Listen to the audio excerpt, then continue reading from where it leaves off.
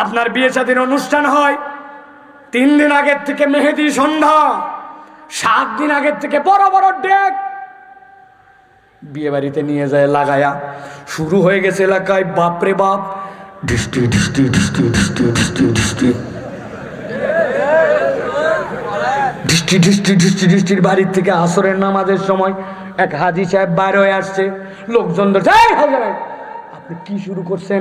আপনার বাড়ির বাজনার ঠেলায় টেকা যায় না, আপনারা তো গান বাজনা, রাত নাই দিন নাই, মুরব্বী নাই বাচ্চা নাই, কি পাইছেন আপনি?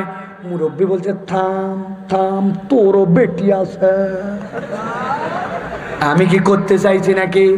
এলাকার ছেলেপেলেরা নাতি নাত করে একটু করতেছে, এখনকার বিয়েতে একটু করাই লাগে, আছে কি না? বলছে আর একটা দিনই তো চল আসরের নামাজ পড়ে আসি, রাগ করিস না। হাজী সাহেব আসরের নামাজ পড়তে যাই, উনার বাড়িতে বেদম গান বাজনা হয়, গান বাজনা রাত দিন মানে না, এরকম বিয়ে শাদী এলাকায় নাই। ভালো করে খেয়াল করেন, ওয়ারতাবতুম, আল্লাহ বলছেন ওই বান্দা উপরে উপরে বলিস আল্লাহর বিধানে সন্দেহ করিস না, কিন্তু তোর কাজ প্রমাণ করে আল্লাহর বিধান তুই অন্তর থেকে ভালোবাসিস না, ঠিক না? ওই দিন যাওয়ার পরে আলো থাকবে না। জিজ্ঞাসা করতে চাই, আলো যাদের কাছে থাকবে না ওই দলের নাম কি? ভালো করে ক্লিয়ার হন। আল্লাহ রাব্বুল আলামিন বলছে এই জন্য আল্লাহর বিধানে সন্দেহ করা যাবে না। আরেকটা ফাইনাল কথা আছে, যদি সাহস দেন তো বলবো, পেছন থেকে ভাই বলবো। অনেক লোক এলাকায় পাবেন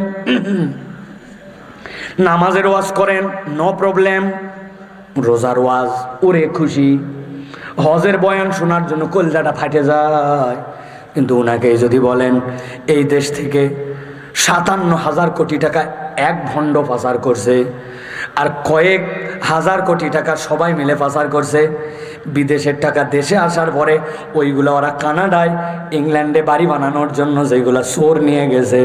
আসেন না ভাই, আগামীতে আমরা এই চোর ডাকাতির বিচারগুলো আল্লাহর আইনে করি, অর্থনীতিটা আল্লাহর আইনে চলুক, সংসদটা আল্লাহর আইনে চলুক। বলবে এই হুজুর একটু রাজনীতি করার জন্য আনা হয়নি,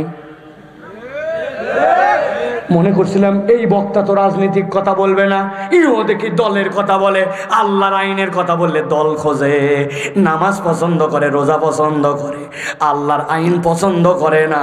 এরকম মুসলমান আছে কিনা?